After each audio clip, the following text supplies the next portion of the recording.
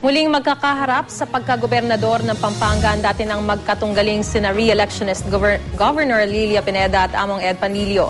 Makakatapat din nila sina Jose Cabrera Montemayor Jr. at Jose Sunglao Campo sa naturang posisyon.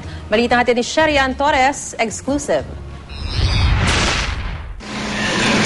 May 2007 na una magharap ang dating paring si Among Ed Panlilio at si Lilia Pineda sa pagkagobernador. Nanalo si Panlilio na mahigit 1,000 boto lang. Naghain ng protesta si Pineda sa COMELEC at sa resulta ng recount, panalo si Pineda ng ilang libo lang din. Pero di nagtangkang umupo si Pineda, kaya natapos ni Among Ed ang termino niya.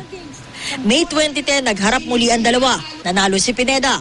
Ngayong eleksyon, maghaharap muli ang dalawa. Sa eleksyong ito, hindi na isang independent candidate si Panlilio. Nasa poder na siya ng partido na administrasyon, ang Liberal Party. Si Pineda naman na dating nasa tiket ni Gloria Arroyo sa isang lokal na partido na sumali. At dahil nag-umpisa na ang kampanya sa local elections, umpisa na ng panunuyo ng dalawa sa mga kabalin nila. Isa sa unang sinuyo ni Panlilio ang bayan ng Lubao, kilalang baluarte ng mga Pineda. Reklamo ni Among Ed sa pangampanya sa Lubao. May Pinland na supporters sila, more than 50. Tapos noong nagsasalita na ako at binuksan ko ang topic sa wedding, sila nag-walk out. Itong si Mrs. Lilia Pineda, ewan ko parang kaplastikan yata ang ginagawa niya. Wala kaming pruweba. Kaya nilang iutos kung talagang gusto na nilang idiin yun, na huwag gawin yun, hindi gagawin ng mga tao. Kaya paniniwala namin.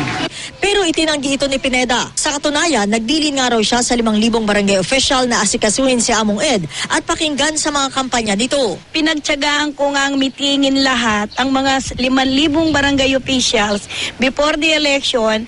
Ang appeal ko, dapat maging peaceful ang eleksyon natin dito sa Pampanga.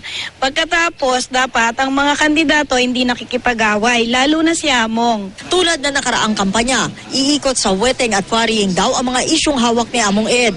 Pero kung noon pagbuwag sa weteng ang panawagan niya, iba na raw ngayon. Itutulak na raw niya na gawin na lang legal ang weteng. Ang asawa ni Governor Pineda na si Bong ay minsang pinatawag sa isang pagdinig sa Kamara sa akusasyong isa itong weteng lord. Bagay na itinangginan nito ng ilang beses. Kasi malakas ang popular support. If you cannot lick them, you join them. So there's a better way of managing things, and one of this is weteng. Hindi niya kakagatin ng tao yung plataforma niya. Sabi niya, let's legalize na lang weteng. Na pag umupo siya, ganun ang gagawin niya, nasa Kapampangan yun. Maliban kina Pineda at Panlilio, kandidato rin sa pagkagobernador sa Pampanga sina Jose Cabrera Montemayor Jr. at Jose Sunglao Campo. Hinanap ng GMA News sina Montemayor at Campo pero bigo kami. Wala rin kami nakitang poster ng dalawa sa mga lugar na pinuntahan namin sa Pampanga. Sherian Torres, GMA News.